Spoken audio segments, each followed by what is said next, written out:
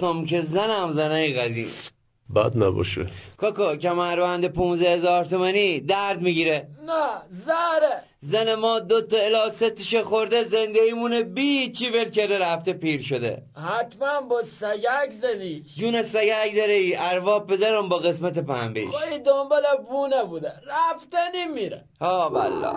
کاکا جان دوره تو نیکی میکنه در حجل انداز گذشت.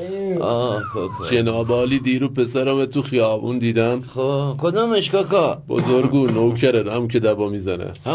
خب 10 کیلو کارتون کمکش کردیم، رفت عقب یه میدونی گرفت، گفتم جوونیه نکنه دستم ماچ کنه. با ساکات پرنده تو کلیه ما بزنه. بعد بگو چیشی گفت عوضی. چی گفت کاکا؟ گفت برو آلاش. آدم با پدر خودش. کاکا ساقی روشن نکرد. 2 دقیقه دیگه اینجا خیلی قلمم درد میکنم. میگم پس من اشتباه میکردم که با سگک نزدم. دقیقا کاکا. نه بارو بیدی. من زنم از سال 90 دندونش رو عصب جیغ زد تا روزی که میخواست بره رو ندادم. دکترم نبردمه. کار درست خودت کردی.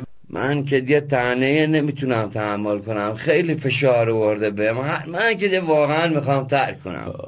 این سری هم کاکا ساقی اومد زحمت کشید، میکشیم ولی از فردا ارواح پدرم ترک باشگاه پایه هستیم بچه. شده. الان تو خودت 1000 تا آرزو داری، یکی آرزوهاتو بگو. آرزو در حیرتم از مرام این مردم پس، خوشا به حال خرچنگ های مرغابی پرست. کاکا منظورم میگم یعنی ازدواج، آرزو، ماشین، چی داره بلش که جیگرم تو آرزو چیه؟ آرزو دارم برای 10 دقیقه هم که شده زیر برج ایفل شیره بکشم.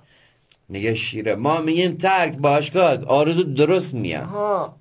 خیلی دلم میخواه عروسی پسر بزرگم خیلی که بدن دست خودم ساقی باشم. ولی من آرزو میه که ترک کنم زنم برگرده هر شب ببرمش رضا برگر. آخر رضا برگر. آخه جونم در اقل لاغر شده بود آخری ها که میشه رو دنده هاش سنتور بزنی.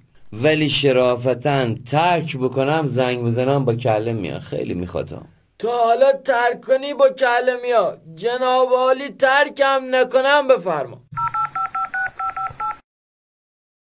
رنگ موهای تو بوره، چشات تنگ بلوره، تو دلت سنگ صبوره، نمیدونم چرا اما مغرور. بله سلام نفسم، کجایی؟ تو جون دره، تو کره خری میگم شوهر کنم بندم ده بری من زنگ نزن. باشه هر موقع آروم شدی خودت زنگم بزن. انگاری قطع کرد کاکا. گریه نمیذاره ما به یه نتیجه برسیم. کاکا ساقی اومد یه بگیرش بیا. اومدم چی شد؟ بگو شمارمون پاک و عوضی میخوایم ترک کنیم. نبات زردم بگی کاکا. به صورت 6 دانگ واگذار میگردد. بخون بینیم چی نوشتیم. بسم تعالی. مورد معامله یک دستگاه افاش 500 مدل 1403. خیر شه ببینی کاکا. خیر کاکا تام خیر پولتو ببینی. جنگ اول به از برادر دوره.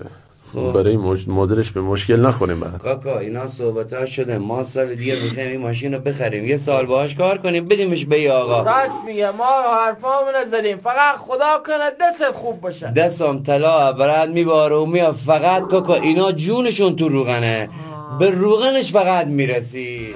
رضا برگر دستی با گوشت گرم با 3 شعبه فعال در شیراز.